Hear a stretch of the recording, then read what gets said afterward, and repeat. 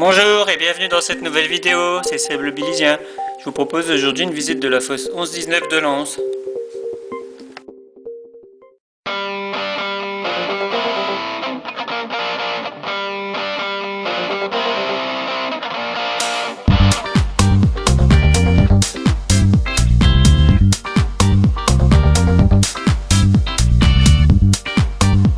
Ma visite sur le carreau est un voyage dans le temps. Je vais vous présenter des images tournées avec mon ami et ancien mineur Claude Dribur. Plusieurs fois il m'a emmené voir son puits comme il l'appelait et où il se sentait comme chez lui. Il en connaissait chaque recoin.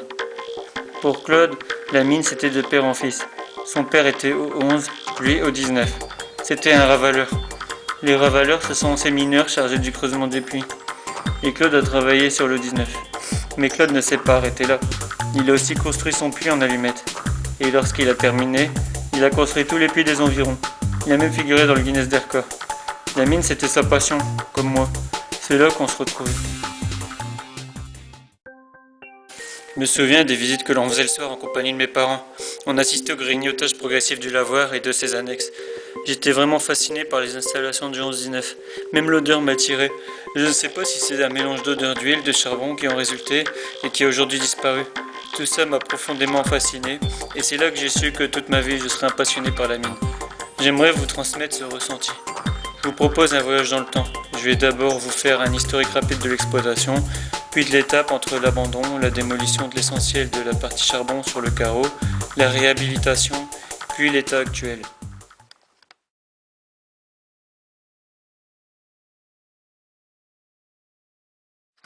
Le puits 11 est creusé au début des années 1890. Les installations de surface de l'époque sont conçues pour être alimentées au charbon. C'est l'ère de la vapeur. Les mines de Lens construisaient tous leurs puits avec la même architecture et les mêmes machines, symbole de leur puissance. Au nord du site, les crassiers doubles s'élèvent. À l'époque, ce sont des terriplats qui reçoivent les terres du 11, mais aussi des environs, amenés par voie ferrée. Lors de la Première Guerre mondiale, la fosse 11 se trouve sur la ligne de front. Les installations de surface sont en ruine et le puits est dynamité. Il en sera de même pour tous les puits de la Compagnie des mines de Lens. La reconstruction commence au début des années 1920 et le puits fonctionne avec des installations provisoires. Les installations définitives sont mises en service en 1926. La fosse 11 a également un puits d'aérage, le 11 bis, qui se trouve un peu plus dans la cité, à quelques centaines de mètres. Son carreau est aujourd'hui occupé par la résidence Plein Sud.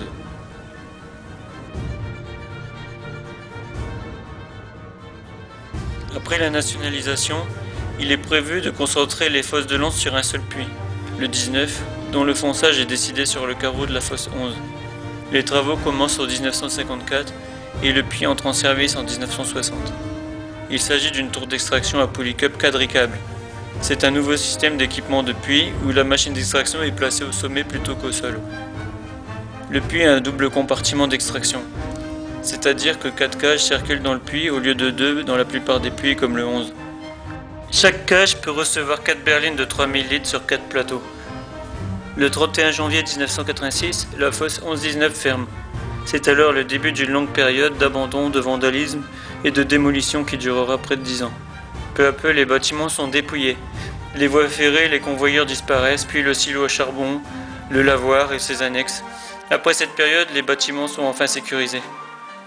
Le logement du concierge et la salle des bains-douches sont les premiers bâtiments rénovés pour accueillir la chaîne des terris et l'association Culture Commune.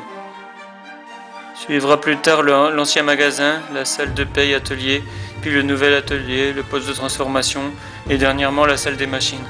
En même temps, le carreau est aménagé en parc. Toute trace de rails et les anciennes pistes de la fosse disparaissent pour être remplacées par des aménagements neufs. À ce jour, seul le bâtiment du puits 11 et celui du 19 sont encore dans leur état brut. Ils ont tous deux bénéficié d'une restauration en 2000. Depuis, la fosse constitue avec la fosse de Loie à Le Ward, la fosse 9 et 9 bis d'Oigny et la fosse à Rambert à Wallers, un des 4 principaux sites conservés et un des sites majeurs du bassin minier. Les bâtiments et chevalements sont classés monuments historiques et inscrits au patrimoine mondial. Mon avis sur les bâtiments, ils étaient beaucoup plus impressionnants à l'époque de l'activité et aussi quand ils étaient abandonnés. Il y avait du vécu, des panneaux, des inscriptions sur les murs qui laissaient deviner l'occupation intérieure des lieux et la présence ouvrière. Aujourd'hui, les bâtiments sont réhabilités à l'exception de la recette du 11 et de celle du 19. La réhabilitation, je ne dis pas que c'est une mauvaise chose, c'est même bien, mais ça manque de vécu. Et c'est comme si les chevalements du 11 et du 19 étaient aujourd'hui entourés par des bâtiments neufs. C'est la deuxième vue du 11-19. Je trouve aussi dommage que l'entrée et les murs autour ont été démolis pour être remplacés par un portail moderne. Ça manque d'authenticité et ça faisait partie de l'histoire du lieu. Le site reconverti n'est cependant pas dépourvu d'intérêt, c'est une autre image. Ce qui est marquant au 11-19, ce sont les grandes avenues dans la cité minière qui desservent la fosse, dont la principale, l'avenue de la fosse 11, mène tout droit à l'entrée principale. À l'époque de la mine, la cité, la ville entière vivait du charbon, et cela se voit encore. Pour distinguer les bâtiments, c'est simple. Ceux construits par les mines de Lens ont des soubassements en pierre meulière. Ceux en béton sont construits par les houillères pour la concentration du 19. C'est donc un mélange de deux époques que conserve la fosse 11-19. Celle du puits 11 avec la compagnie privée des mines de Lens, celle du puits 19 avec les houillères nationales. D'un côté de l'entrée se trouve le logement du concierge, bâtiment d'origine des mines de Lens, actuellement inoccupé. De l'autre côté de l'entrée se trouve un poste de garde plus moderne, puisqu'il date de la concentration du 19. Face à nous, le bâtiment des bains-douches, avec sa folklorique salle des pendus, célèbre vestiaire du mineur, où il pouvait se changer en suspendant ses effets au plafond et prendre sa douche. Maintenant, il n'y a plus ni pendu ni douche, mais les poutrelles au plafond et avec les poulies qui permettaient de monter les paniers sont restées. Dans le fond de la salle, le réservoir d'eau chaude est également préservé. Ce bâtiment se distingue dans beaucoup de puits par ses formes. Deux salles de hauteur modeste et au milieu une salle plus grande. Le bâtiment abritait aussi d'autres services. Victoire des ouvriers du carreau, Dans le... aux petites portes. Ah ouais. Là, Ouais. c'est au linterie des badouches. Ouais. Du site évoqué un linteau, là. Ouais. C'est au... Ah. C'est délégué, là-bas, c'est au... l'infirmerie, là-bas. Ouais. De l'eau au puits 11 là. On va rester. Au rez-de-chaussée, d'autres services, l'infirmerie et la lampisterie. Le porte, il y a un visiteur devant. Ouais. Mais c'est petit quand même, les panthères ils étaient là. Ouais, comme ça. Ah ouais. 1, 2, 3, 4, 5, 6, 7, 8, il y en a 10. Ah ouais. Une porte intérieure communiquait directement avec les bains-douches pour faciliter l'accès aux mineurs.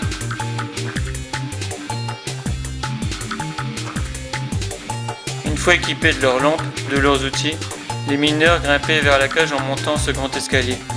En effet, le moulinage se trouvait à l'étage. D'ailleurs, le mineur disait souvent « Pourquoi monter si haut pour descendre si bas ?» Le rez-de-chaussée, c'était le clichage, le niveau des eaux, où c'est le matériel qui descendait. Les mines de Lens avaient la particularité d'aménager les bureaux de la fosse dans une aile du bâtiment du puits d'extraction. Ils se trouvaient aux étages. Tout de suite après l'escalier se trouvait un premier bureau. Secrétaire. C'était un bureau. Ouais, le bureau du secrétaire, c'est là qui faisait les fiches de paye et tout. Ouais. Là, c'était les bureaux des Porians. Ouais. Là, il y avait un grand mur aussi. Ouais. Les salles de réunion, les ingénieurs à l'époque là. Ah. Il servait à la descente remonte des mineurs.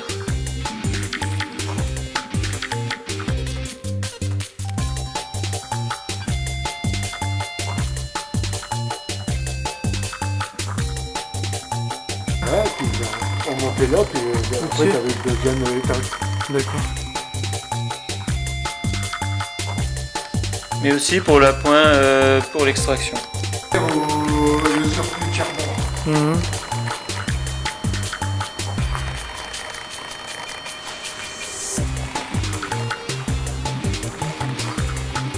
Le salle des compressions. Ouais. La salle des machines était un bloc qui comprenait d'un côté la salle de la machine d'extraction, dont la carcasse est conservée, et une seconde salle pour les compresseurs. Malheureusement, ils ont tous disparu, y compris le plancher en béton qui les recevait. Il subsiste seulement une cheminée de ventilation. Une aile servait d'abord de poste de transformation, puis à la construction du nouveau bâtiment, c'est devenu le magasin. En face de ce magasin, le château d'eau, qui alimentait les machines pour le refroidissement, mais aussi les bains-douches, et je le citais. face à ce complexe de machines, un long bâtiment. Il comprenait plusieurs services annexes. Ça c'était la salle de paye alors là devant. Là devant, Ouais, il y a vos gardes, ouais, bureau du garde, ouais. plutôt là aussi. Ah d'accord. Après, j'ai tous les box, il y a vos gasoil, menuiserie, elle est pas là. Ouais. Il y a vos services gasoil, il y a vos redresseurs de cadre. Ah ouais. Et après là, tu avais tous les tapis qu'il y avait qui descendaient au fond. Là, j'étais tous les tapis.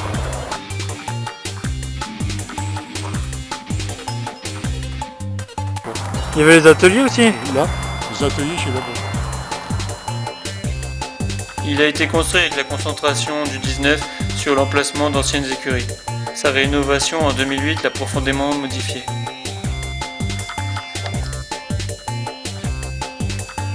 Allons maintenant vers le puits 19, mais avant on trouve derrière le logement du concierge, un bâtiment un peu à l'écart des autres bâtiments sur le carreau, le poste de coupure, un bâtiment électrique. Celui-là est réhabilité en 2016 et accueille à présent une annexe de l'Office du tourisme lensois. Donc face à ce bâtiment, voilà le dernier vestige de la partie charbon du 11-19, la tour en elle-même et ses deux recettes. Vous avez deux recettes distinctes. Sur la gauche, c'est la recette des berlines pleines, c'est-à-dire que les berlines pleines de charbon et de terre sortent des coches de ce côté et suivent un parcours sur rail en utilisant la gravité jusqu'au culbuteur, des énormes roues dentées où entre les berlines et son culbuté. Les produits qu'elles contiennent tombent alors dans des traits mis sous les culbuteurs, puis sont orientés vers le criblage, puis le lavoir. Le traitement du charbon d'une fosse comme le 11-19 est particulier. Le lavoir peut traiter les produits de la fosse, mais aussi du charbon provenant d'autres fosses, livrés par chemin de fer. Enfin, il est aussi possible que le charbon extrait du 11-19 soit traité dans d'autres installations, comme le lavoir de Vendin-le-Vieil. D'ailleurs, le lavoir du 11-19 fermera avant l'arrêt de l'extraction. De l'autre côté de la tour, sur la droite, c'est la recette des berlines vides.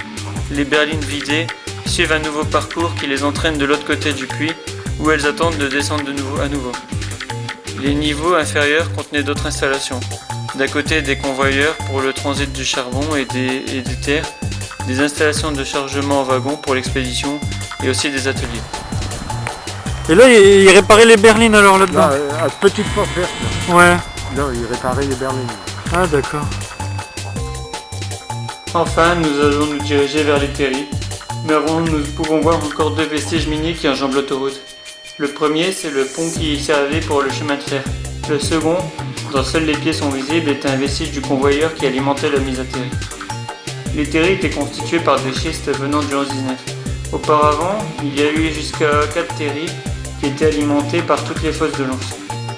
Les terres qui constituaient les plus anciens terris étaient encore triées à la main par des femmes dans le triage.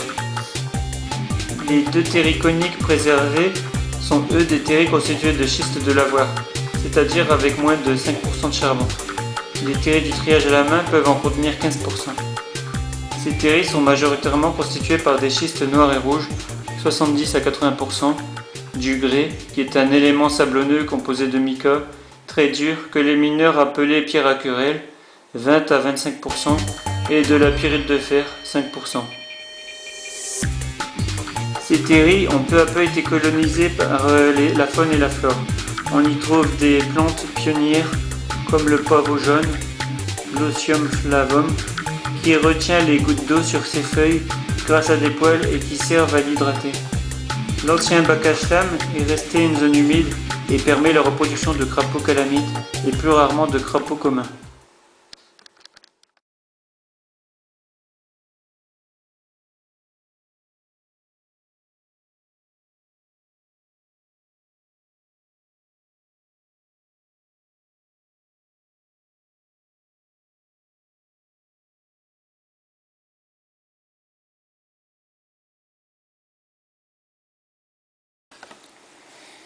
Voilà, si cette vidéo vous a plu, je vous invite à liker puis à vous abonner. Vous pourrez ainsi découvrir mes vidéos à venir.